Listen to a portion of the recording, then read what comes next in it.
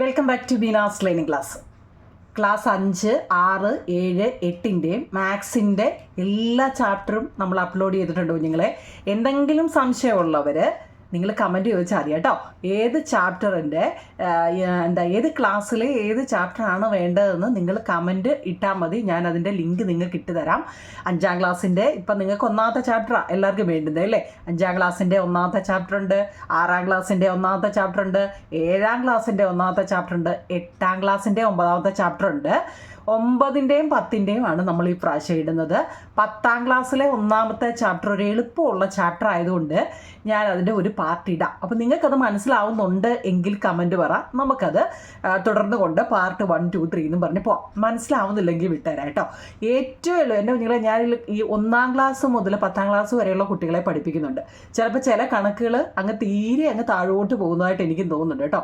നിങ്ങൾ 10ലാണ്, എന്നാലും ഞാൻ എത്രത്തോളം ചെറുതാക്കി നിങ്ങളെ ഏറ്റവും എളുപ്പമുള്ള വഴി നിങ്ങളെ പഠിപ്പിക്കാൻ പറ്റുമോ അങ്ങനെയാണ് പഠിപ്പിക്കുന്നത്. എൻ്റെ ക്ലാസ് കാണുന്നവർക്കറിയാം, ബീനാസ് ലേണിംഗ് ക്ലാസ്സിൻ്റെ മാത്സ് കാണുന്നവർക്കറിയാം എങ്ങനെ എളുപ്പത്തിൽ നിങ്ങൾക്കത് മനസ്സിലാക്കാൻ പറ്റുമോ അത്രയും എളുപ്പത്തിലാണ് ഞാൻ പറയുന്നത് കേട്ടോ.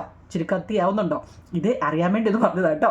അപ്പോൾ നമ്മുടെ 1ാമത്തെ ചാപ്റ്ററാണ് അരിത്മെറ്റിക് സീക്വൻസ് അല്ലേ? സമാന്തര ശ്രേണികൾ. എന്താ കുഞ്ഞുങ്ങൾ ഈ ശ്രേണികൾ എന്ന് വെച്ചാൽ അല്ലേ? സീക്വൻസിൻ്റെ മലയാളമാണ് ശ്രേണികൾ അല്ലേ? അരിത്മെറ്റിക് എന്ന് വെച്ചാൽ അരിത്മെറ്റിക് ലൈൻ, സമാന്തര വര അല്ലേ? പാരലൽ ലൈൻസ്, സമാന്തര രേഖകൾ, അതൊക്കെ ഒത്തിരി നമുക്ക് പഠിക്കാനുണ്ട്. ഇപ്പോൾ സീക്വൻസ് അല്ലേ? സീക്വൻസ് എന്ന് വെച്ചാൽ പാറ്റേൺ എന്ന് നിങ്ങൾ കേട്ടിട്ടുണ്ടോ? പാറ്റേൺ അല്ലേ? LKGയിലൊക്കെ നമ്മൾ പഠിച്ചിട്ടുണ്ട്. ഇപ്പം നിങ്ങളോട് പറയാം, ഇവിടെ നോക്കണേ. 1ാമത്തെ നിങ്ങളോട് പറയാം 1, 2, 3. 10ാം ക്ലാസ്സിൽ ഇതൊക്കെയാണോ പഠിപ്പിക്കുന്നതെന്നല്ലേ? അപ്പോൾ നമുക്ക് ചെറുത് തൊട്ട് തുടങ്ങാം. അപ്പോൾ നിങ്ങൾക്ക് എവിടെയാണ് പോരായ്മ ഉണ്ടാകുന്നതെന്ന് നമുക്ക് അപ്പം മനസ്സിലാവും. നോക്കൂ നിങ്ങൾ, ഇവിടെ 1, 2, 3, 4 എന്ന് ഞാൻ പറയാം. അപ്പോൾ അടുത്തത് എന്താണ്? അടുത്ത ഒരു 3 എണ്ണം നിങ്ങളൊന്ന് ഫില്ല് ചെയ്യാൻ പറഞ്ഞാൽ നമുക്കറിയാം അല്ലേ? എന്താ? ഈ 1ൻ്റെ കൂടെ നമ്മൾ 1ഉം കൂടി കൂട്ടിയപ്പോഴാണ് 2 വന്നത്. 2ൻ്റെ കൂടെ 1ഉം കൂടി കൂട്ടിയപ്പോഴാണ് 3 വന്നത്. 3ൻ്റെ കൂടെ 1 കൂടെ കൂട്ടിയപ്പോഴാണ് 4 വന്നത് അല്ലേ? അപ്പോൾ അടുത്ത എന്താ? 5 ആണെന്നും 6 ആണെന്നും 7 ആണെന്നും ഒക്കെ പിന്നെ അങ്ങോട്ട് എത്ര വേണമെങ്കിലും നമുക്ക് എഴുതാൻ പറ്റും അല്ലേ? പറ്റത്തില്ലേ? പറ്റൂ കുഞ്ഞുങ്ങളെ. അതായത് ഇതിനൊരു കൃത്യമായ റൂൾ ഉണ്ടെന്ന് പറയും കേട്ടോ. മനസ്സിലാവുന്നുണ്ടോ? സീക്വൻസ് അല്ലെങ്കിൽ ശ്രേണി എന്നാൽ എന്തെന്നാണ് നമ്മൾ പഠിക്കുന്നത്. ഇപ്പോൾ 1, 2, 3, 4 അല്ലേ? അങ്ങനെ വരത്തില്ലേ? ഞാൻ പറയാം. അടുത്തത് ഇപ്പം നോക്കിയേ, 2, 4 അല്ലേ? 6, 8. അപ്പോൾ അടുത്ത 3 എണ്ണം നിങ്ങളൊന്ന് ഫില്ല് ചെയ്യാൻ പറഞ്ഞാൽ നമുക്ക് എഴുതിക്കൂടെ? എന്താ? 2ൻ്റെ കൂടെ 2 കൂടെ കൂട്ടിയപ്പോൾ 4, 4ൻ്റെ കൂടെ 2 കൂടെ കൂട്ടിയപ്പോൾ 6, 6ഉം 2ഉം 8. അപ്പോൾ ഏതാ? 10, 12, 14. അങ്ങനെ നമുക്ക് എത്ര വേണമെങ്കിലും എഴുതാം അല്ലേ? ഇതിനെന്താ നമ്മൾ പറയുന്നത്? സീക്വൻസ് അല്ലെങ്കിൽ പാറ്റേൺ എന്നൊക്കെ പറയാം. സീക്വൻസ് അല്ലെങ്കിൽ നമ്മുടെ ചാപ്റ്ററിൻ്റെ പേരെന്താ? സമാന്തര ശ്രേണികൾ, സീക്വൻസ് അല്ലേ? അപ്പം ഇങ്ങനെ നമുക്ക് കണ്ടോ ഇത് പറ്റുന്നുണ്ടല്ലോ. അങ്ങനെയാണെങ്കിൽ ഞാൻ പറയട്ടെ, ഇപ്പം നമുക്ക് ഇഷ്ടമുള്ള ഏത് വേണമെങ്കിലും എടുക്കും. ഇപ്പോൾ നോക്കിയേ, 1, 3, 5, 7. ബാക്കി 3 എണ്ണം ഫില്ല് ചെയ്യാൻ പറഞ്ഞു കഴിഞ്ഞാൽ എങ്ങനെ എഴുതും? നമ്മൾ എപ്പോഴും നോക്കേണ്ടത് എന്തായോ? 1ൻ്റെ കൂടെ എത്ര കൂട്ടിയാലാണ് അടുത്ത വന്നത്? നോക്കിയേ, 1ൻ്റെ കൂടെ 2ഉം കൂടി കൂട്ടിയപ്പോഴാണ് 3 വന്നത് അല്ലേ? 3ൻ്റെ കൂടെ 2ഉം കൂടെ കൂട്ടിയപ്പോൾ 5, 5ഉം 2ഉം 7, 7ഉം 2ഉം എത്ര? 9, 9ഉം 2ഉം 11, 11ഉം 2ഉം 13. അങ്ങനെ നമുക്ക് എഴുതാൻ പറ്റും. പറ്റത്തില്ലയോ? അങ്ങനെ എത്ര വേണമെങ്കിലും നമുക്ക് എഴുതരുത്. ഇപ്പം 3 എണ്ണം എഴുതാം. അപ്പോൾ ആ സംശയം. ഇപ്പം 5, 10, 15. അടുത്ത എന്താ? എളുപ്പമുള്ളതാണ് അതിന് എളുപ്പം പറയുന്നത് കേട്ടോ. 5, 10, 15. എത്ര കുഞ്ഞുങ്ങളെ? 20 അല്ലേ? 25, 30, 35. എത്ര വേണമെങ്കിലും നമുക്ക് എഴുതാൻ പറ്റും. മനസ്സിലായോ? ഇവിടെ 5ൻ്റെ ഡിഫറൻസാണ്. അങ്ങനെയാണെങ്കിൽ ഞാൻ പറയാം, ഇപ്പം 180, 180. അടുത്തതും നമുക്ക് 180 തന്നേക്കുന്നത് കേട്ടോ. അടുത്തതും നമുക്ക് 180 തന്നേക്കുന്നത്. അങ്ങനെയാണെങ്കിൽ നിങ്ങൾ അടുത്ത 3 എണ്ണം എഴുതാൻ. ഇതെങ്ങനെയാണ് ഇങ്ങനെ 180 വന്നത്? അതിനകത്തുള്ള ലോജിക്ക് ഇല്ലല്ലോ അല്ലേ? അങ്ങനെയൊക്കെ ചിന്തിക്കത്തില്ലേ? അതായത് 180യുടെ കൂടെ 0 കൂടി കൂട്ടുമ്പോൾ 180 ആണ്. ഈ 180യുടെ കൂടെ വീണ്ടും 0യുടെ എന്ന് വെച്ചാൽ 180ൻ്റെ കൂടെ 0 കൂട്ടിയാൽ എത്ര? 180 തന്നെയാണ് അല്ലേ? വീണ്ടും 0 കൂട്ടിയാൽ 180. 0വും കൂടി കൂട്ടുന്നുണ്ട്. ഒന്നുമില്ല എന്ന് നിങ്ങൾ വിചാരിക്കേണ്ട. അവിടെ ഒരു 0 നമ്മൾ കൂട്ടുമ്പോൾ വരുന്നുണ്ട്. മനസ്സിലാവുന്നുണ്ടോ നിങ്ങളെ? മനസ്സിലാവുന്നുണ്ടോ? ഒരെണ്ണം കൂടെ പറയാം അതിൻ്റെ. ഇപ്പോൾ 1, 4, 9, 16. 3 എണ്ണം എഴുതാൻ പെട്ട് അല്ലേ? ചെറുതൊക്കെ ആയിരുന്നെങ്കിൽ എങ്ങനെയെങ്കിലും ഒക്കെ ഒപ്പിക്കായിരുന്നു. ഇതെന്താ ഇത്? നോക്കി, ഇത് കണ്ടിട്ട് നിങ്ങൾക്ക് നേരത്തെ കണ്ട പരിചയം വല്ലതും ഉണ്ടോ? ഉണ്ടോ? ഇത് പെർഫെക്റ്റ് സ്ക്വയറാണ്. ഓർമ്മയുണ്ടോ? നിങ്ങൾ 8ാം ക്ലാസ്സിൽ പഠിച്ചതാ അല്ലേ? 8, 9 ഒക്കെ നമ്മൾ പഠിച്ചതല്ലേ? നിങ്ങൾ 10ാം ക്ലാസ്സാണ്. പെർഫെക്റ്റ് സ്ക്വയർ അല്ലെങ്കിൽ പൂർണ്ണവർഗ്ഗങ്ങൾ എന്ന് പറയും. എന്ന് വെച്ചാൽ എന്താ? 1ൻ്റെ സ്ക്വയറാണ് ഈ പറയുന്ന 1. 4 എന്ന് വെച്ചാൽ 2ൻ്റെ സ്ക്വയറാണ് 4. 9 എന്ന് വെച്ചാൽ 3ൻ്റെ സ്ക്വയറാണ് 9. 4 എന്ന് വെച്ചാൽ 4ൻ്റെ സ്ക്വയർ. ഇതിൻ്റെ സ്ക്വയർ എന്ന് വെച്ചാൽ എന്താ? 4 2 വട്ടം. 4 ഇൻറ്റു 4 അല്ലേ? 3 ഇൻറ്റു 3, അതായത് 3 2 വട്ടം, 4 2 വട്ടം, 2 2 വട്ടം, ഇങ്ങനെ ഉള്ള ഇതിനെ നമ്മൾ പെർഫെക്റ്റ് സ്ക്വയർ എന്നാണ് പറഞ്ഞത് അല്ലേ? ഓർമ്മയുണ്ടോ? പെർഫെക്റ്റ് സ്ക്വയർ മനസ്സിലായോ നിങ്ങളെ? പൂർണ്ണവർഗ്ഗങ്ങൾ അല്ലെങ്കിൽ പെർഫെക്റ്റ് സ്ക്വയർ എന്നല്ല ഇതിന് പറയുന്നത്. അപ്പോൾ ഇവിടെ എത്രയായിരിക്കും? 1ൻ്റെ സ്ക്വയർ 1, 2ൻ്റെ സ്ക്വയർ 4, 3ൻ്റെ സ്ക്വയർ 9, അതായത് 2 ഇൻറ്റു 2, 3 ഇൻറ്റു 3, 4 ഇൻറ്റു 4. അപ്പോൾ അടുത്ത ഏതാ? 5 ഇൻറ്റു 5 അല്ലേ? 5ൻ്റെ സ്ക്വയർ എത്ര? 5 ഇൻറ്റു 5 25. അടുത്ത 6ൻ്റെ സ്ക്വയർ, അതായത് 6 ഇൻറ്റു 6 എത്ര? 6 6 36. 7ൻ്റെ സ്ക്വയർ, അതായത് 7 ഇൻറ്റു 7 എത്ര? 49. അങ്ങനെ നമുക്ക് എത്ര വേണമെങ്കിലും എഴുതരുതോ? ഇല്ലയോ? പെർഫെക്റ്റ് സ്ക്വയർ ആണേ കേട്ടോ. ഒറ്റ സംഖ്യ, ഇരട്ട സംഖ്യ, ഇതെന്താണ്? നാച്ചുറൽ നമ്പറാണ്. 1 2 3 4. ഇത് ഇവൻ നമ്പർ അല്ലേ? എന്ന് വെച്ചാൽ എന്താ? ഇരട്ട സംഖ്യ. ഇതെന്താ? 1 3 5 7 ഒറ്റ സംഖ്യ, ഓഡ് നമ്പർ. 5 10 15 നമ്മളെന്താ? ടേബിൾ, 5ൻ്റെ ടേബിളാണ് അല്ലേ? 180 എന്ന് വെച്ച് കഴിഞ്ഞാൽ എന്താ? 180. ഒരു ട്രയാങ്കിളിൻ്റെ മെഷർ, ഇൻറ്റീരിയർ മെഷർ 180 ആണ്. തന്നെ ഒരേ സംഖ്യ തന്നെയാണ് പറഞ്ഞിരിക്കുന്നത്. അവിടെ 0 നമ്മൾ എഴുതിയതാണ്. അടുത്ത 6ാമത് വന്നത് പെർഫെക്റ്റ് സ്ക്വയർ ആണ് അല്ലേ? പൂർണ്ണവർഗ്ഗങ്ങളാണ്. നോക്കിക്കേ. അപ്പോൾ എന്താ? ഇതൊക്കെ എന്താവും നിങ്ങൾ? ഇതിനൊക്കെ ഓരോ റൂൾസ് ഉണ്ട്. നമ്മൾ ഈ പറഞ്ഞതെല്ലാം എന്താ? ഓരോ റൂൾ വെച്ചാൽ പറഞ്ഞത് അല്ലേ? ഇല്ലയോ? നമുക്കപ്പോൾ എത്ര വേണമെങ്കിലും നമുക്ക് എഴുതാൻ പറ്റും. അതിനകത്തിൽ ഒരു മാറ്റവും ഇല്ല. മനസ്സിലായോ? എത്ര വേണമെങ്കിലും എഴുതി കൂടായോ നമുക്ക്? മനസ്സിലാവുന്നുണ്ടോ? ഉണ്ടോ? അപ്പം ഇത് നിങ്ങൾ ഇത്രയും പഠിച്ചാൽ മതി. അപ്പോൾ എന്താ അരിത്മെറ്റിക് സീക്വൻസ് അല്ലേ? അരിത്മെറ്റിക് സീക്വൻസ് എന്ന് വെച്ചാൽ എന്താന്ന് അപ്പം നിങ്ങളുടെ അടുത്ത് ഒരു മാർക്കിന് ചോദിച്ചാൽ നിങ്ങൾ എന്തെഴുതും? അപ്പം നിങ്ങളോട് ചോദിച്ചു കഴിഞ്ഞാൽ അതാണ് ഇത് പറഞ്ഞാൽ മതി. A sequence starting with a number and preceding by adding 1 number again and again. ഒരു സംഖ്യയിൽ നിന്ന് തുടങ്ങി ഒരേ സംഖ്യ തന്നെ വീണ്ടും വീണ്ടും കൂട്ടിക്കിട്ടുന്ന ശ്രേണിയെയാണ് സമാന്തര ശ്രേണി എന്ന് പറയുന്നത്. എന്താ നിങ്ങളെ നമ്മുടെ പാഠത്തിൻ്റെ പേരെന്താ? അരിത്മെറ്റിക് സീക്വൻസ് ആണല്ലേ? എന്തുവാണ് ഈ അരിത്മെറ്റിക് സീക്വൻസ്? നമ്മളിപ്പോൾ കുറേ എക്സാമ്പിൾ ഉൾപ്പെടെ പറഞ്ഞു അല്ലേ? ഒരു സംഖ്യയിൽ നിന്ന് തുടങ്ങി നമ്മളിവിടെ നോക്കിക്കേ. ഇത് 1 അല്ല എല്ലായിടവും വന്നത്. ഇവിടെ നോക്കിക്കേ. 2 അല്ല എല്ലായിടവും വന്നത് അല്ലേ? 2 വീതം കൂട്ടി, ഇവിടെ 2 വീതം കൂട്ടി, ഇവിടെ 5 വീതം കൂട്ടി 5 ആണല്ലോ എല്ലായിടവും വന്നേക്കുന്നത്. ഇവിടെ 0 ആണ് എല്ലായിടവും വന്നേക്കുന്നത് അല്ലേ? ഇവിടെ നോക്കി എല്ലാത്തിൻ്റെയും സ്ക്വയർ. അപ്പോൾ ഒരേ സംഖ്യ തന്നെ, മനസ്സിലായോ? ഒരു സംഖ്യയിൽ നിന്ന് തുടങ്ങി ഒരേ സംഖ്യ തന്നെ വീണ്ടും വീണ്ടും കൂട്ടിക്കിട്ടുന്ന ശ്രേണിയാണ് സമാന്തര ശ്രേണി എന്ന് പറയുന്നത്. മനസ്സിലായോ? ഇപ്പം ഞാനിപ്പോൾ ചുമ്മാ പറയുക. ഇപ്പം 3 7 10 13 20 ഇതൊരു സമാന്തര ശ്രേണിയാണോ? നോക്കിക്കേ. 3ൻ്റെ കൂടെ എത്ര കൂട്ടിയാലാ 7 കിട്ടുന്നത്? 4 ആണ് അല്ലേ? 7ൻ്റെ കൂടെ എത്ര കൂട്ടിയാലാ 10 കിട്ടുന്നത്? 3 ആണ്. 10ൻ്റെ കൂടെ എത്ര കൂട്ടി? 3 ആണ്. 13ൻ്റെ കൂടെ എത്ര കൂട്ടി? 7 ആണ്. നോക്കിയേ. ഒരേപോലെയാണോ വന്നത്? ആണോ വന്നേക്കുന്നതല്ല. 4 ആണ്, 3 ആണ്, ഒരേപോലെ അല്ല. അപ്പം എന്താ ഇത്? ഇതൊരു അരിത്മെറ്റിക് സീക്വൻസ് അല്ല. ഇതാണ് നോട്ട് സീക്വൻസ്. ഇതൊരു സീക്വൻസ് ആണോ? ഒരു പാറ്റേൺ നമുക്ക് എന്തെങ്കിലും പറയാൻ പറ്റുന്നുണ്ടോ? ഒരേ നമ്പർ ആണോ വന്നിരിക്കുന്നത്? അല്ല. അപ്പോൾ ഇതെന്താ? ഇതൊരു അരിത്മെറ്റിക് സീക്വൻസ് അല്ല. ഇതിൻ്റെ ഇഷ്ടംപോലെ എക്സാമ്പിളുകൾ നമുക്ക് വേണമെങ്കിൽ എഴുതാം അല്ലേ? Even number, odd number, prime number, എന്താ നമ്പറുകൾ ഒരുപാടുണ്ടല്ലോ. ഓൾ നമ്പർ അങ്ങനെയൊക്കെ വെച്ചിട്ട് നമുക്ക് എന്താ ഇഷ്ടം പോലെ ടേബിളുകൾ വെച്ചിട്ട് ഒരുപാട് ചെയ്യാം അല്ലേ? ഇപ്പം നിങ്ങൾക്ക് കാര്യങ്ങൾ പിടികിട്ടുക എന്നുള്ളതാണ്.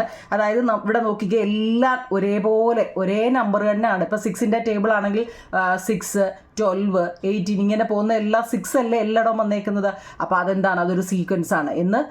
ഇതിപ്പോൾ സീക്വൻസ് അല്ല എന്ന് പറയുന്നത് ഏതെങ്കിലുമൊക്കെ ഡിഫറൻറ്റ് നമ്പറുകൾ വരുന്നതിനെയാണ് എന്താ അത് സീക്വൻസ് അല്ല എന്ന് പറയുന്നത്. മനസ്സിലാവുന്നുണ്ടോ നിങ്ങൾ? ഓക്കെ ആണോ? നമുക്കിനി അടുത്ത മോഡൽ ഇതിൻ്റെ ബേസ് ഒന്ന് നിങ്ങൾക്ക് പറയാം. നമ്മൾ ടെസ്റ്റിലെ കണക്കല്ല നിങ്ങളിപ്പോൾ ചെയ്യുന്നത്.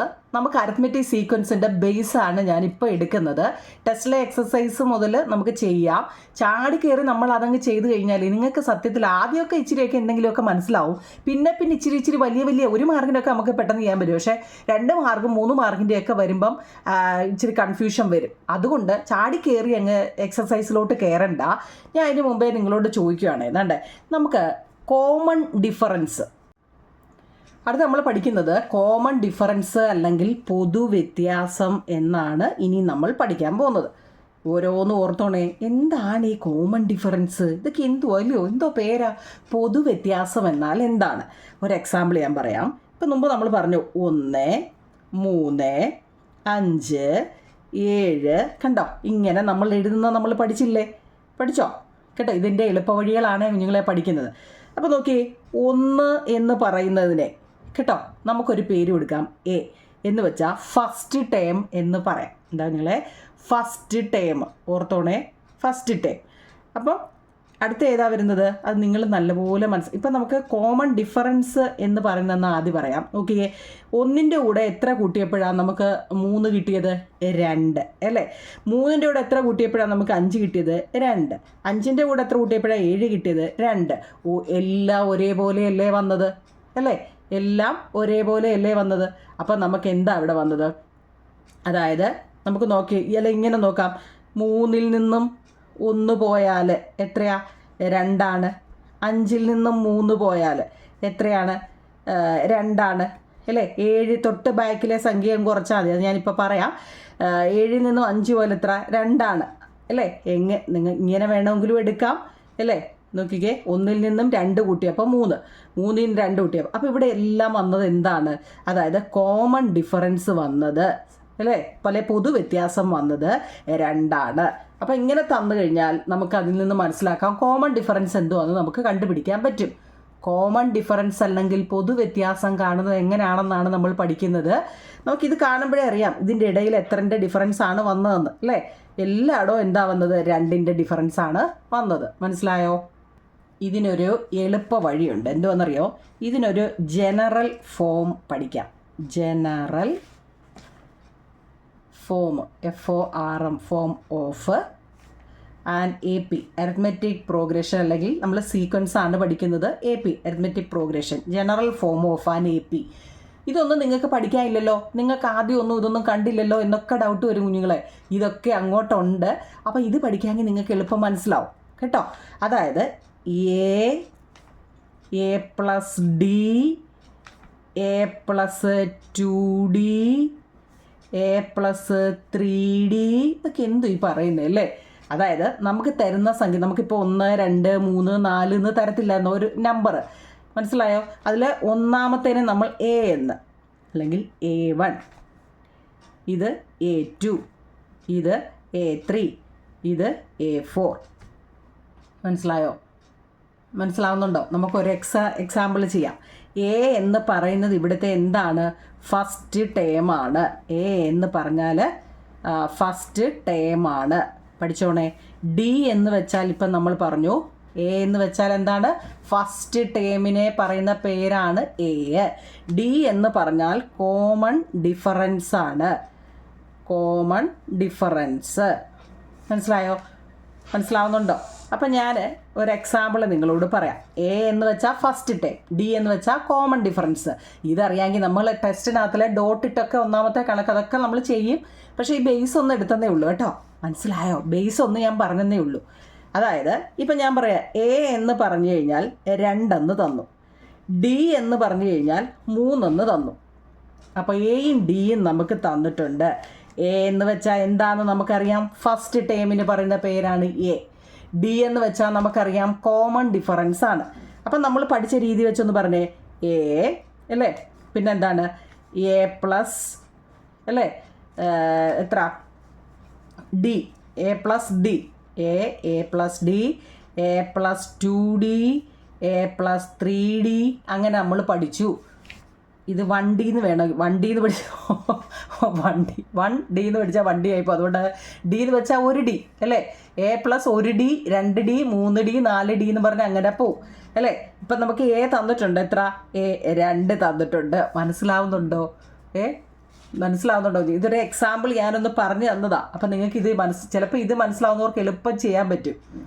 എ എന്ന് വെച്ചാൽ ഫസ്റ്റ് ടേമാണ്, നമുക്ക് തന്നിട്ടുണ്ട്. എ തന്നിട്ടുണ്ട്, ഫസ്റ്റ് ടേം. ഇനി അതിൻ്റെ കൂടെ കോമൺ ഡിഫറൻസ് ഡിഫറൻസ് നമുക്ക് തന്നിട്ടുണ്ട്. എത്ര? 3. അപ്പം എ പ്ലസ് 3 അല്ലേ? അടുത്തതോ എ പ്ലസ് ഈ 2 എഴുതണേ. 2 ഇൻറ്റു 3. ഇങ്ങനെ ഈ 2 ഇൻറ്റു വന്ന് 2D എന്ന് വെച്ചാൽ എന്താ? 2 ഇൻറ്റു ഡി അല്ലേ? 2D അല്ലേ? അടുത്ത എ പ്ലസ് 3 ഇൻറ്റു ഡി എത്ര 3. 3D എന്ന് വെച്ചാൽ 3 ഇൻറ്റു ഡി. ഇപ്പോൾ 4D ആണെങ്കിൽ A plus 4 into D 4D അല്ലേ. അപ്പോൾ ഇവിടെ നമുക്ക് 2 എ പ്ലസ് 3 എത്ര എ നമുക്ക് തന്നിട്ടുണ്ടായിരുന്നല്ലേ. അപ്പോൾ ഇനി ഇവിടെ എന്നല്ല എഴുതേണ്ടത്, കറക്റ്റ് 2 എന്നാണ് എഴുതേണ്ടത് കേട്ടോ. വീണ്ടും എന്ന് എഴുതണ്ട. 2 ഇവിടെയും 2 ഇവിടെയും 2. 2 പ്ലസ് 3 5. അടുത്ത 2 6 2 8 9 2 11. ഇങ്ങനെ നമുക്ക് ചെയ്യാൻ പറ്റുമെന്ന് മനസ്സിലായോ? ഒന്നുകൂടെ പറയണോ? ഒന്നും കൂടി പറയണോ നിങ്ങളെ? അതായത് ഫസ്റ്റ് ടേം നമുക്ക് തന്നു അല്ലേ. ഫസ്റ്റ് ടേം എന്ന് വെച്ചാൽ ആദ്യത്തെ സംഖ്യ നമുക്ക് തന്നു, അതിൻ്റെ കോമൺ ഡിഫറൻസും നമുക്ക് തന്നു അല്ലേ. വേണമെങ്കിൽ നമുക്ക് കുറച്ചുകൂടി എളുപ്പവഴിക്ക് ഇത് ഇങ്ങനെ തന്നെ പഠിക്കുന്നതാണ് നല്ലത്. മനസ്സിലായോ? അല്ലെങ്കിൽ നമുക്ക് എങ്ങനെ എഴുതാം? 2 2ൻ്റെ കൂടെ 3 കൂടെ കൂട്ടിയ 5, 5ൻ്റെ കൂടെ 3 കൂടെ കൂട്ടിയ 8, 8ൻ്റെ കൂടെ കാരണം ഡിഫറൻസ് 3 അല്ലേ. എത്രൻ്റെ ഡിഫറൻസാ? 3ൻ്റെ. അപ്പം 3 വീതം കൂട്ടി കൂട്ടി എഴുതിയാൽ മതി. അത് നമുക്കറിയാം അല്ലേ. പക്ഷേ ഇനി വേറെ വേറെ മോഡൽ വരുമ്പോൾ നിങ്ങൾക്ക് തെറ്റാതിരിക്കാനാണ് ഞാൻ ഇങ്ങനെ പറഞ്ഞത്. ഇതാകുമ്പോൾ തെറ്റത്തില്ല. ഫസ്റ്റ് എന്ന് വെച്ചാൽ ഫസ്റ്റ് ടൈം, അതിൻ്റെ കൂടെ കോമൺ ഡിഫറൻസ് രണ്ടാമത് കൂട്ടുക, അതിൻ്റെ കൂടെ 2D 3D 4D 5D എന്നും പറഞ്ഞ് അങ്ങനെ എഴുതുക കേട്ടോ. നിങ്ങൾക്ക് മനസ്സിലായെങ്കിൽ ഈ മെത്തേഡ് യൂസ് ചെയ്യുക കേട്ടോ. മനസ്സിലായെങ്കിൽ ഇന്നിപ്പോൾ പറയും ഈ മെത്തേഡാണ് എളുപ്പം അറിയുന്നത്, പക്ഷേ ഇതൊരു ജനറൽ ഫോമാവും നിങ്ങളെ കേട്ടോ. AP അരിത്മെറ്റിക് പ്രോഗ്രഷൻ്റെ ഒരു ജനറൽ ഫോമാണ്. അതുകൊണ്ടാണ് ഞാനത് എടുത്ത് പറഞ്ഞത്. മനസ്സിലായെങ്കിൽ നിങ്ങൾ ഈ മെത്തേഡ് യൂസ് ചെയ്യുക. മനസ്സിലായെങ്കിൽ, കാരണം ഇനി അങ്ങോട്ടുള്ള വലിയ വലിയ കണക്ക് വരുമ്പോൾ ഇത് മനസ്സിലായെങ്കിൽ എളുപ്പം ചെയ്യാം കേട്ടോ. ടെസ്റ്റിലെ നമുക്ക് പേജ് നമ്പർ 8 എടുക്കണം കുഞ്ഞുങ്ങളെ. പേജ് നമ്പർ 8 ദാണ്ട് ഇങ്ങനെ ഒരു ചോദ്യം നിങ്ങളുടെ ഇത് കൊടുത്തിട്ടുണ്ട്. അത് ഞാൻ ഇംഗ്ലീഷിലും മലയാളത്തിലും എഴുതി വെച്ചിട്ടുണ്ട് കേട്ടോ. നോക്കിക്കേ. Look at these triangle made with dot കാണിച്ചാണ് നിങ്ങൾക്ക് ട്രയാങ്കിൾ ഇവിടെ പറഞ്ഞിരിക്കുന്നത്. ഓക്കെ, 1 കാണാൻ പറ്റുന്നുണ്ടല്ലോ, 2 3. അടുത്തത് 1 2 3 4 5 6 എണ്ണം. അടുത്തതോ 1 2 3 4 5 6 7 8 9 10 എണ്ണം. കണ്ടോ, ഇങ്ങനെ തന്നിട്ടുണ്ട്. ഇത് compute the number of dot needed to make the next 3 triangle. ഇത് വെച്ചിട്ട് ഇതുപോലെ നിങ്ങൾ അടുത്ത ഒരു 3 ട്രയാങ്കിളും കൂടി വരയ്ക്കണം കേട്ടോ. ഡ്രോ ചെയ്യാനാണോ പറഞ്ഞേക്കുന്നത്? Compute the need for dot need to make the next 3 triangle. അതായത് പൊട്ടുകൾ അടുക്കി ത്രികോണങ്ങൾ ഉണ്ടാക്കാം. ഫസ്റ്റ് ഓരോ ത്രികോണത്തിൻ്റെയും പൊട്ടുകളുടെ എണ്ണം എഴുതുക. ഓരോ ത്രികോണം നോക്കിയേ, ഓരോ ത്രികോണം നിങ്ങളുടെ ടെസ്റ്റ് കിടപ്പുണ്ട് ഈ ചോദ്യം കേട്ടോ. ഈ ത്രികോണങ്ങളുടെ എല്ലാ പൊട്ടുകളുടെ എണ്ണം എഴുതുക. തുടർന്നുള്ള 3, ഇനി ഇത് ആദ്യത്തെ ഇത് 3 എണ്ണം എഴുതുക. എന്നിട്ട് തുടർന്നുള്ള 3 ത്രികോണങ്ങൾ ഉണ്ടാക്കാൻ വേണ്ട പൊട്ടുകളുടെ എണ്ണം കണക്കാക്കുക. നമ്മളോട് എണ്ണം എത്ര ആണെന്ന് കണക്കാക്കാനാണ് ചോദിച്ചത്. മനസ്സിലാക്കണേ. ഇത് ഞാൻ ഒരു വട്ടം പഠിപ്പിച്ചത് കൊണ്ടാണ് ഇതിങ്ങനെ ഇരിക്കുന്നത്. നോക്കൂ നിങ്ങളെ, ഒന്നും കൂടെ ഞാനതൊന്ന് കാണിക്കാം. ഫസ്റ്റ് നമുക്ക് നോക്കിയേ, 1 2 3 ഡോട്ടാണ് ആദ്യം പറഞ്ഞിരിക്കുന്നത്. മനസ്സിലാക്കണേ. ഫസ്റ്റിൽ 3 ഡോട്ടാണ് നമ്മളോട് പറഞ്ഞിരിക്കുന്നത്. അടുത്തതോ 1 പിന്നെ 2 പിന്നെ 1 2 3. മനസ്സിലാക്കണേ. ഫസ്റ്റ് ഇവിടെ 1 ഇവിടെ 2 പിന്നെ ഇവിടെ 1 ഇവിടെ 2 ഇവിടെ 3. അടുത്തത് 1 പിന്നെ 2 പിന്നെ 3 പിന്നെ 4. 1 2 3 4. നിങ്ങൾ ഇവിടെ നോക്കിക്കേ, ഇവിടെ 2 ഇവിടെ 3 ഇവിടെ 4. മനസ്സിലാക്കണേ. അപ്പോൾ ഇപ്പുറത്ത് ഇനി എത്ര വരും? 5. 1 2 3 4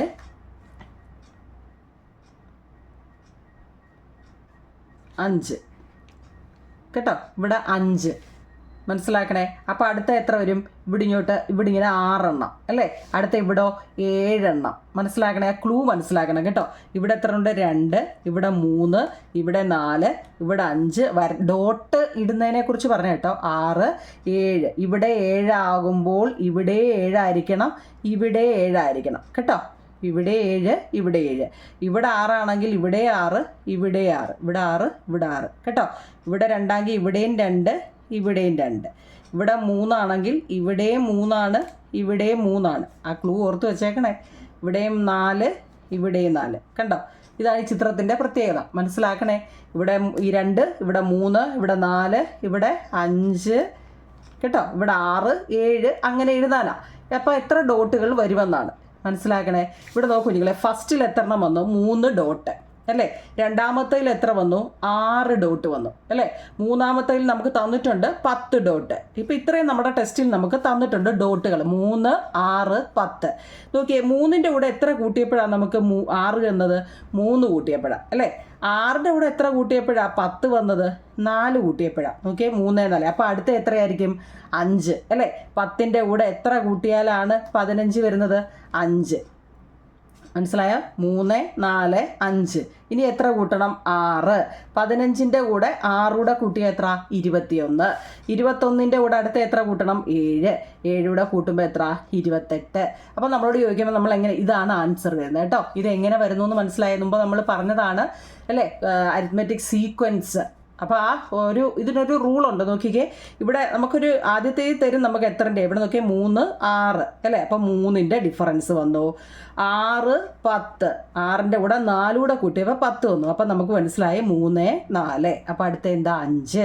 അപ്പോൾ 10ൻ്റെ കൂടെ 5 കൂടെ കൂട്ടിയപ്പോൾ 15. മനസ്സിലായോ? 15ൻ്റെ കൂടെ 6 കൂടെ കൂട്ടിയപ്പം 21. 21ൻ്റെ കൂടെ അടുത്ത് 7 കൂടെ കൂട്ടിയപ്പം 28. അപ്പോൾ ആൻസർ എന്ത് വരും? 3, 6, 10, 15, 21, 28. നമ്മളോട് 3 എണ്ണം എഴുതാനാണ് പറഞ്ഞത്. എത്ര വേണമെങ്കിലും നമുക്ക് എഴുതാൻ പറ്റും. മനസ്സിലാക്കിയ ചെയ്യാമെങ്കിൽ എത്ര വേണമെങ്കിലും നമുക്ക് എഴുതാൻ പറ്റും കേട്ടോ. എന്തെങ്കിലും ഡൗട്ടുണ്ടോ? ചോദ്യം എന്ന് വെച്ച് കഴിഞ്ഞാൽ പൊട്ടുകൾ അടുക്കി ത്രികോണങ്ങൾ ഉണ്ടാക്കുക. ഓരോ ത്രികോണത്തിൻ്റെയും പൊട്ടുകളുടെ എണ്ണം എന്നിട്ട് എഴുതുക. തുടർന്നുള്ള 3 ത്രികോണങ്ങൾ ഉണ്ടാക്കാൻ വേണ്ട പൊട്ടുകളുടെ എണ്ണം കണക്കാക്കാനാണ് നമ്മളോട് പറഞ്ഞത്. എണ്ണമാണ് ഇത്. എന്തെങ്കിലും ഡൗട്ടുണ്ടോ? നമ്മുടെ ടെസ്റ്റിലെ ചോദ്യമാണ്. ഡൗട്ട് വല്ലതും ഉണ്ടോ? ഇല്ലല്ലോ. നമുക്ക് അടുത്ത ചോദ്യത്തിലോട്ട് കയറാം. അപ്പോൾ നോക്കി കഴിഞ്ഞാൽ നമ്മുടെ രണ്ടാമത്തെ ചോദ്യം നോക്കുക കേട്ടോ. പേജ് നമ്പർ 8ൻ്റെ രണ്ടാമത്തെ ചോദ്യമാണ്. മലയാളവും ഇംഗ്ലീഷും ഞാൻ എഴുതിയിട്ടുണ്ട് നിങ്ങൾക്ക് മനസ്സിലാകാൻ വേണ്ടി കേട്ടോ. എല്ലാം നോക്കി 5ലും 6ലും പഠിക്കേണ്ട ആ ഒരു സ്റ്റാൻഡേർഡ് വെച്ചല്ലേ ഞാൻ പറഞ്ഞു തരുന്നത്. ഏതെങ്കിലും ഇനി ഡൗട്ട് ഉണ്ടെങ്കിൽ ചോദിക്കണം കേട്ടോ. അപ്പോൾ നിങ്ങൾക്ക് ഇതെല്ലാം ഇങ്ങനെയൊക്കെയാണോ എഴുതേണ്ടതെന്ന് മാത്സ് മനസ്സിലാക്കി എഴുതുക എന്നുള്ളതാണ്. നമ്മളോട് ചോദിക്കുന്ന എണ്ണം എത്രയാണെന്ന് ചോദിക്കുകയെങ്കിൽ ആ എണ്ണം ഇപ്പം നമ്മൾ പറഞ്ഞില്ലേ എത്ര എണ്ണമാണെന്ന് നമ്മളോട് ചോദിച്ചത് കൊണ്ട് നമുക്ക് ഇത് ഇങ്ങനെ വരച്ചെഴുതിയെന്ന് വിചാരിച്ചൊന്നും കുഴപ്പമില്ല. കാരണം ഇങ്ങനെയാണ് എനിക്കത് കിട്ടിയതെന്ന് നമ്മളത് എഴുതി കാണിച്ചതാണ് കേട്ടോ. ആൻസറാണ് ഇത്. അതിങ്ങനെ എഴുതിയോ ഇനി ഇങ്ങനെയാണോ എഴുതേണ്ടതെന്നൊന്നും വിചാരിക്കേണ്ട. അങ്ങനെ എഴുതിയാലും ശരിയാണ്. കാരണം നമുക്ക് എന്താ 3ൻ്റെ കൂടെ 4 കൂട്ടി, 4ൻ്റെ കൂടെ 5 കൂട്ടി, 5ൻ്റെ കൂടെ 6 കൂട്ടിയപ്പോഴാണ് നമുക്കത് കിട്ടിയത് കേട്ടോ. അങ്ങനെയാക്കി നമ്മുടെ ചോദ്യം അടുത്ത് നോക്കൂ നിങ്ങളെ. From the sequence equilateral triangle. എന്താണ് ഈ ഇക്വലേറ്ററൽ ട്രയാങ്കിൾ? ഓർമ്മയുണ്ടോ? സമഭുജ ത്രികോണം എന്ന് വെച്ചാൽ 3 വശവും 4 അല്ല 3 വശവും ഒരേ അളവാകുന്നതുകൊണ്ടാണ് ഈക്വലേറ്ററൽ ട്രയാങ്കിൾ അല്ലേ. സ്ക്വയർ എന്ന് വെച്ചാൽ 4 വശവും ഒരുപോലെയാണ്. പെൻഡഗൺ എന്ന് വെച്ചാൽ എന്താ? അത് റെഗുലർ പെൻഡഗണാണ്. എന്ന് വെച്ചാൽ 5 സൈഡ് ഉള്ളതിനെയാണ് ഈ പെൻഡഗൺ എന്ന് പറയുന്നത് കേട്ടോ. സമ പഞ്ചഭുജം. പെൻഡഗൺ എന്ന് വെച്ചാൽ എന്താ? പഞ്ചഭുജം. 5 വശങ്ങൾ അല്ലേ. 5 ആംഗിളും 5 വശങ്ങളും ഒക്കെ ഉള്ളതാണ്. അപ്പോൾ റെഗുലർ എന്ന് വെച്ച് കഴിഞ്ഞാൽ സമ, എല്ലാ വശവും ഒരുപോലുള്ളത് കേട്ടോ. ചോദ്യം കേൾക്കുമ്പോൾ ചാടിക്കേറി എഴുതരുത്. നമ്മുടെ ചോദ്യം from the sequence equilateral triangle എന്ന് വെച്ചാൽ ട്രയാങ്കിൾ എല്ലാ വശവും ഒരുപോലെ ഇരിക്കുന്ന ഒരു ട്രയാങ്കിൾ. സ്ക്വയർ എന്ന് കേട്ടാലേ നമുക്കറിയാം 4 വശവും ഒരുപോലെ ഇരിക്കുന്നതാണ്.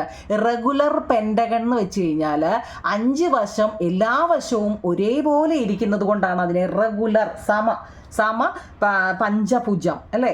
And so on of regular polygons form the following sequence. നമ്മളോട് ചോദിച്ചത് number of sides, number of inner angle, sum of outer angle, inner angle and outer angle അല്ലേ. എന്താ? വശങ്ങളുടെ എണ്ണം എഴുതണം, അകക്കോണുകളുടെ തുക എഴുതണം, പുറം കോണുകളുടെ തുക എഴുതണം കേട്ടോ. മനസ്സിലാക്കി പോണേ കുഞ്ഞുങ്ങളെ. ആൻഡ് ഇന്നർ ആംഗിള് അകക്കോണിൻ്റെ അളവ് എഴുതണം, ഔട്ടർ ആംഗിള് പുറം കോണിൻ്റെ അളവ് എഴുതണം. മനസ്സിലായോ? എല്ലാം മലയാളത്തിലും എഴുതി വെച്ചിട്ടുണ്ട്. നിങ്ങളുടെ ടെസ്റ്റിൽ ഇംഗ്ലീഷ് മീഡിയക്കാർ ആ ഇംഗ്ലീഷ് ചോദ്യം എഴുതുക, മലയാളം മീഡിയക്കാർ ആ മലയാളം ചോദ്യം എഴുതുക. ഇംഗ്ലീഷ് മീഡിയക്കാർക്ക് മലയാളം ഒന്ന് അറിയാൻ വേണ്ടിയാണ് കുഞ്ഞുങ്ങളെ ഇതിൻ്റെ ഇടയ്ക്ക് ഇങ്ങനെ എഴുതി വെച്ചേക്കുന്നത് കേട്ടോ. നമ്പർ ഓഫ് സൈഡ് എന്ന് വെച്ചാൽ വശങ്ങളുടെ എണ്ണം എണ്ണം എഴുതുക.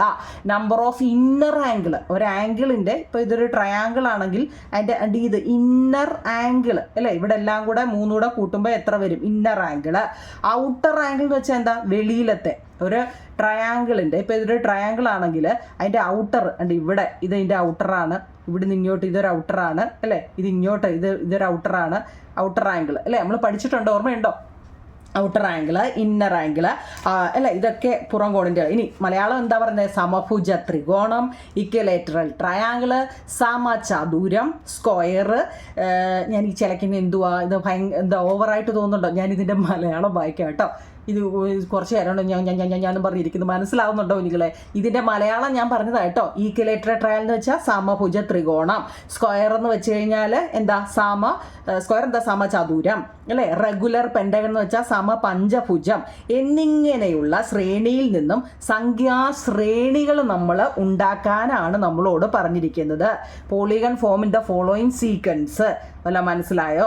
സീക്വൻസ് എന്താ ഈ പോളിഗൺ എന്ന് പറയുന്നത്? റെഗുലർ പോളിഗൺ എന്ന് വെച്ചാൽ എന്താവും നിങ്ങൾ? ഈ പോളിഗണ് ഞാനിവിടെ പോളിഗൺ എന്ന് വെച്ചാൽ നിങ്ങൾക്ക് ഇതൊന്നും എഴുതേണ്ട കാര്യമില്ല. പക്ഷെ നിങ്ങൾ മറന്നു പോയെങ്കിൽ എന്താണ് പോളിഗൺ എന്ന് ഞാനിവിടെ പറയുന്നുണ്ട്. സിമ്പിളായിട്ടുള്ള closed figure made up of 3 or more line segment. Line segment ഇതൊക്കെ എന്തിനാ ഇപ്പോൾ പറയുന്നത് അല്ലേ? ലൈൻ സെഗ്മെന്റ് എന്ന് വെച്ചാൽ അതുകൊണ്ട് ഒരു പോയിന്റിൽ നിന്ന് വേറൊരു പോയിന്റിലോട്ട് കണ്ട് ഇങ്ങനെ വരയ്ക്കുന്നതിനെയാണ് ലൈൻ സെഗ്മെന്റ് കേട്ടോ. ലൈൻ സെഗ്മെന്റ് എന്ന് വെച്ചാൽ എന്താണ്? 2 പോയിന്റുകൾ അല്ലെ 2 ഡോട്ടുകൾ തങ്ങളിൽ ജോയിൻ ചെയ്യുന്ന ഈ പറയുന്ന പേരാണ് എന്താ? ലൈൻ സെഗ്മെന്റ് അല്ലേ. പക്ഷെ നോക്കിയേ, ഇതൊരു ലൈൻ സെഗ്മെന്റ്. ഞാൻ ഒരു പോയിന്റ് ഇവിടോട്ട് ഇടുക.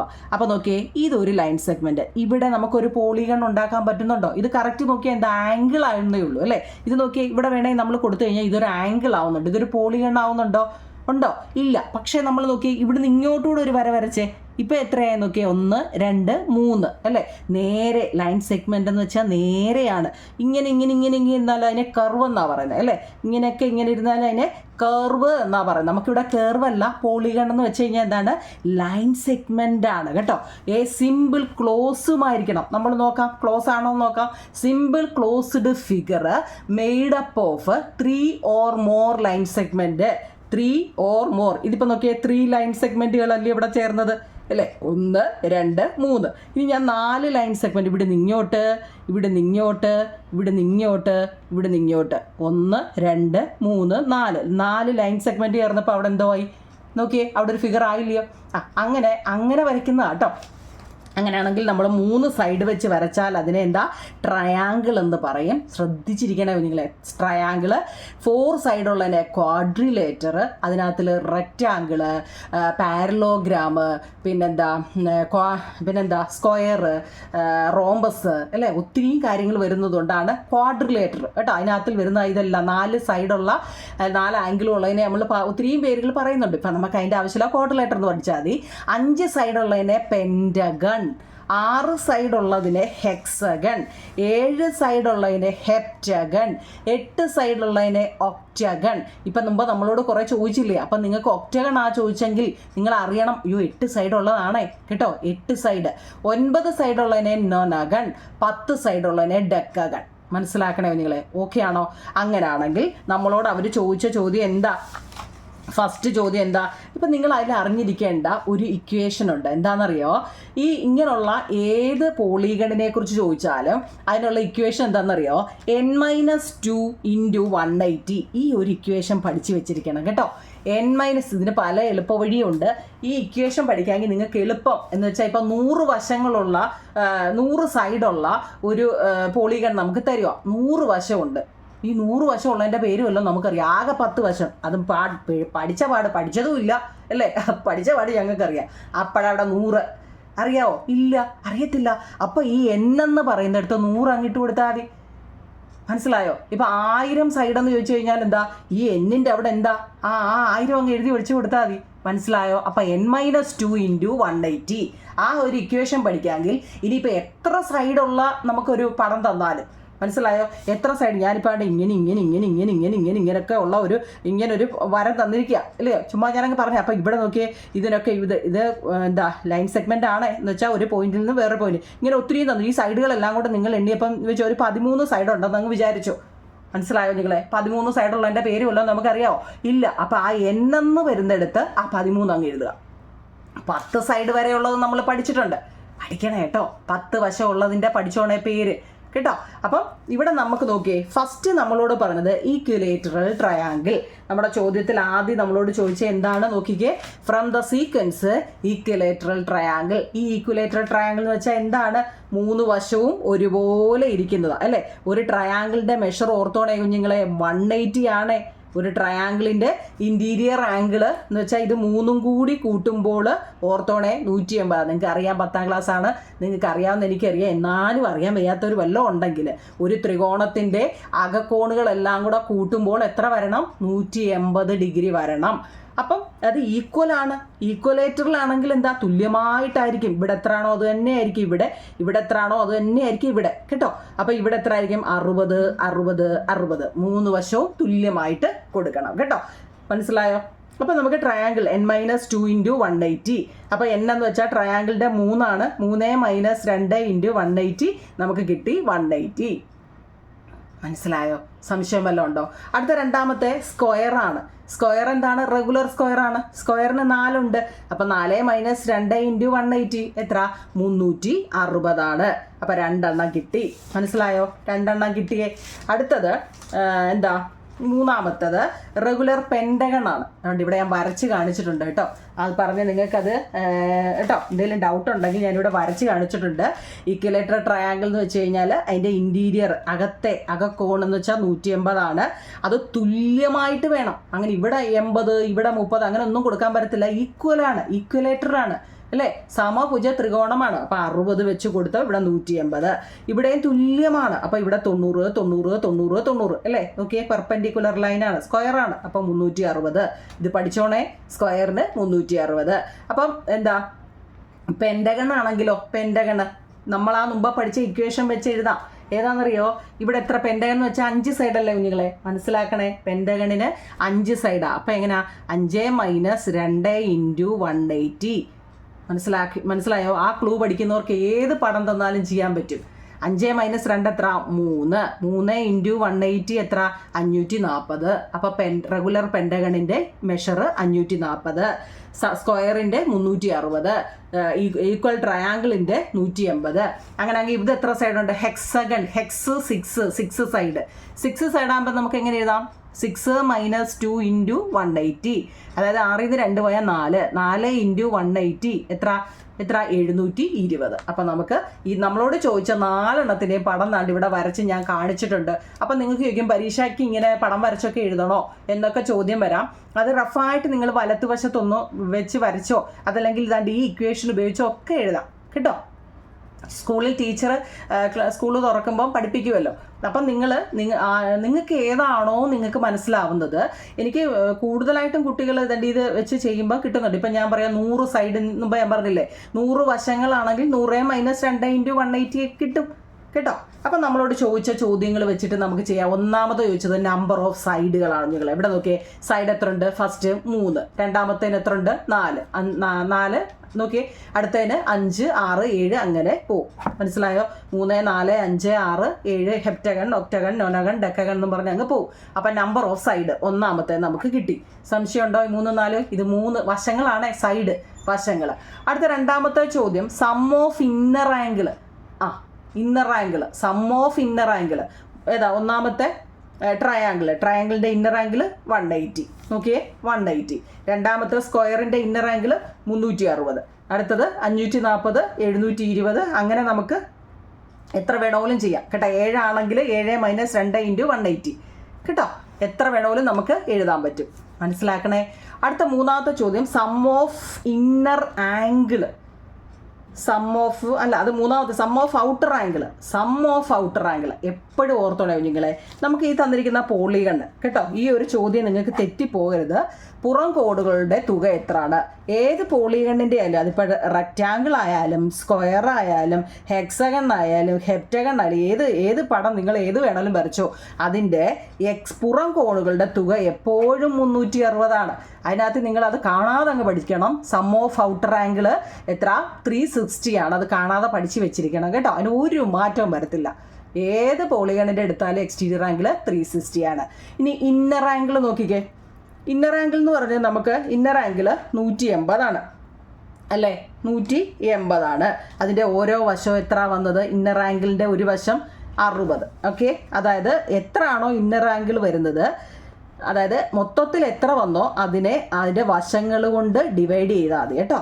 ഇപ്പം 3 ത്രികോണത്തിന് 3 അല്ലേ, അപ്പം 180 ഡിവൈഡ് 3 60. 360 ഏതാ സ്ക്വയറിൻ്റെ വന്നത്. സ്ക്വയറിൻ്റെ വശങ്ങൾ എത്രയാണ്? 4. അപ്പം 360 ഡിവൈഡ് 4 90. 540 എന്തെങ്കിലും സംശയം ഉണ്ടെങ്കിൽ ഇവിടെ മേളിൽ നോക്കണേ. 540 അതിൻ്റെ വശങ്ങൾ 5. അപ്പോൾ 540 ഡിവൈഡ് 5 108. അടുത്ത 720. 720 എത്ര വശമുണ്ട്? 6. 6 ആയപ്പോൾ എത്ര? 120. 60, 90, 108, 120. ആൻഡ് ഔട്ടർ ആംഗിൾ ചോദിച്ചിട്ടുണ്ട് നിങ്ങളെ. ഔട്ടർ ആംഗിൾ നമുക്ക് ഔട്ടർ ആംഗിൾ നമ്മൾ പറഞ്ഞിട്ടുണ്ട്. ഏത് പോളിഗണിൻ്റെ ഔട്ടർ ആംഗിളും 360. 360 ത്രികോണത്തിന് 3, സ്ക്വയറിന് 4, പെൻഡഗണിന് 5, ഹെക്സഗണിന് 6. അത് വെച്ച് ഡിവൈഡ് ചെയ്യുമ്പോൾ 120, 90, 72, 60. എന്തെങ്കിലും ഡൗട്ട് ഉണ്ടോ നോക്കി. എളുപ്പമല്ലേ ചെയ്യാൻ അല്ലേ? ഇപ്പം നിങ്ങൾ ആദ്യമായിട്ടായതുകൊണ്ടാണ് ഇത്രയും വിശാലമായിട്ട് പറഞ്ഞു തന്നത്. ഇനിയിപ്പോൾ നമ്മളോടിപ്പോൾ പെട്ടെന്ന് നമ്മളോട് പറയുക, ഇപ്പോൾ ഇതൊരു റെക്റ്റാങ്കിൾ പറ്റും സ്ക്വയർ പെട്ടെന്ന് അങ്ങ് പറയുക സ്ക്വയർ എന്ന് വിചാരിച്ചു. അപ്പോൾ സ്ക്വയർ എന്ന് കേൾക്കുമ്പോഴേ ഇവിടെ എത്ര നിങ്ങൾ 90 ആണ് അല്ലേ? കാരണം ഒരു റെഗുലർ സ്ക്വയർ ആണ്. അപ്പോൾ ഇവിടെ 90 ആണ്, ഇവിടെ 90 ആണ് അല്ലേ? 4 90 ചേർന്നപ്പോൾ എന്താ 360 അല്ലേ? 360. അപ്പോൾ ഇതിൻ്റെ എക്സ്റ്റീരിയർ ആംഗിൾ എന്ന് കേൾക്കുമ്പോഴേ എന്താണ്? എക്സ്റ്റീരിയർ ആംഗിൾ എപ്പോഴും 360. ഇൻറ്റീരിയർ ആംഗിളും ഇവിടെ എന്താ? ഇൻറ്റീരിയർ ആംഗിളും സ്ക്വയറിൻ്റെ 360 കേട്ടോ. വശങ്ങൾ കൊണ്ട് ഡിവൈഡ് ചെയ്യാൻ പറയുമ്പോൾ എത്ര വശം? 1, 2, 3, 4. 4 കൊണ്ട് ഡിവൈഡ് ചെയ്യണം. അപ്പോൾ നിങ്ങളിത് നല്ലതുപോലെ മനസ്സിലാവുന്നുണ്ട്, ഓക്കെ ആണ് എങ്കിൽ നമുക്ക് അടുത്ത കണക്ക് പാർട്ട് 2 പഠിക്കാം. ഡൗട്ടുകൾ ഉണ്ടെങ്കിൽ ചോദിക്കുക നിങ്ങളെ. നമ്മൾ 10ാം ക്ലാസ്സിലെ മാത്സിൻ്റെ 1ാമത്തെ പാഠമാണ്. 1ാമത്തെ പാഠത്തിൻ്റെ 1ാമത്തെ പാർട്ടാണ്. വൃത്തിയായിട്ട് പഠിച്ചിട്ട് മനസ്സിലാവുന്നുണ്ടെങ്കിൽ കമൻറ്റ് പറ കേട്ടോ. ഓക്കെ നിങ്ങളെ, താങ്ക് യു.